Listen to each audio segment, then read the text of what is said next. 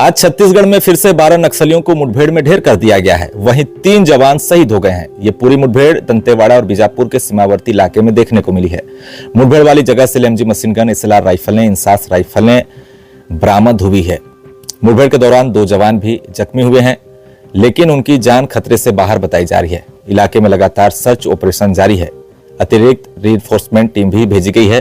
Force की संख्या पर्याप्त है और क्षेत्र को कोर्डन कर सर्च अभियान चलाया जा रहा है।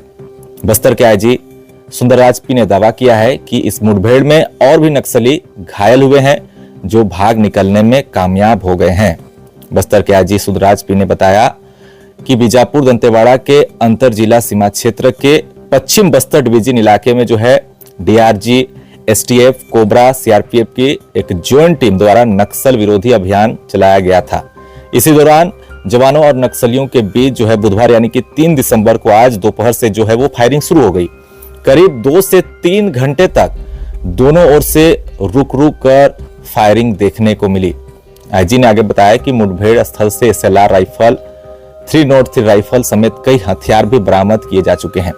हालांकि मारे गए नक्सलियों की पहचान अब तक नहीं हो पाई है, मगर 3 जवान शहीद हुए हैं, जिसमें शहीद प्रधान आरक्षक मोनू और बीजापुर के जो है ये रहने वाले हैं। वहीं शहीद आरक्षक दुकारू गोंडे ये भी बीजापुर के निवासी थे।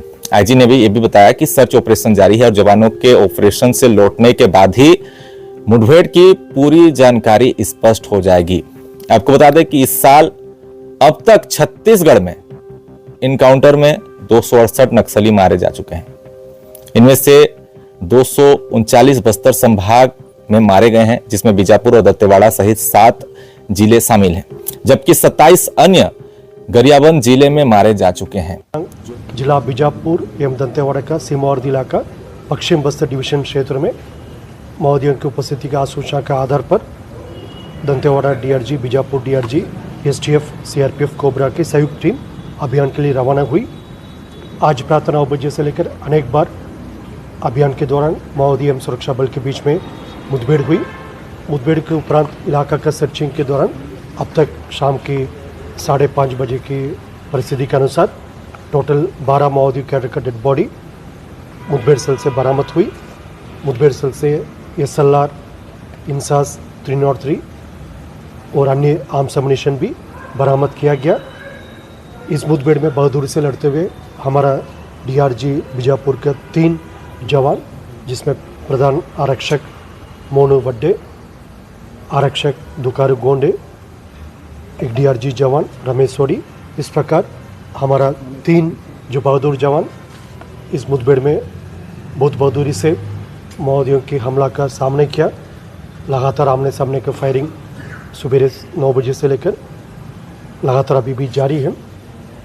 अतिरिक्त रीइंफोर्समेंट टीम्स भेजा गया। आसपास इलाका को पूरा सील कर सर्चिंग जारी है। टोटल 12 माओवादी कैडर का डेड बॉडी रिकवर की गए थे।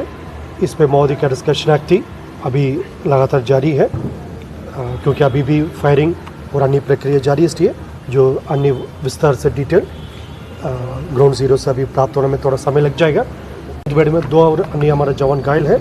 उनकी स्थिति अभी सामान्य और खतरा से बाहर है। उनका इलाज के लिए बेहतर व्यवस्था की जा रही है। माओवादी संगठन का PLGA कंपनी नंबर 2 और प्लेटून का उपस्थिति रहते हैं। और क्योंकि अभी मुठभेड़ का जो प्राथमिक स्तर की जानकारी हमको प्राप्त हुआ, जैसे मुठभेड़ कंप्लीट हो जाएगा, सर्चिंग कंप्लीट हो जाएगा और उसमें डेड बॉडीज जो 12 माओवादी के डेड बॉडी अभी तक रिकवर हुआ, उसके संबंध में डिटेल हम विस्तार से शेयर करेंगे। नक्सलियों को सरकार के द्वारा आत्मसमर्पण करने को कहा जा रहा है और एक बड़ी सफलता एक के बाद एक छत्तीसगढ़ में नक्सलवाद पर सुरक्षा बलों को मिल रही है।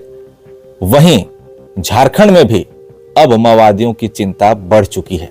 झारखंड में पोलित ब्यूरो मेंबर जो सबसे खतरनाक माओवादी है मिसिर बेसरा, उसकी भी चिंता अब बढ़ने वाली है, क्योंकि अगला जो है टारगेट जनवरी से बताया जा रहा है पश्चिम सिंहभूम होगा और पश्चिम सिंहभूम जिले को भी, खास करके सारंडा को नक्सल मुक्त करने के लिए जगह जगह पर सुरक्षा बलों के FOB कैंप बनाए जा रहे हैं।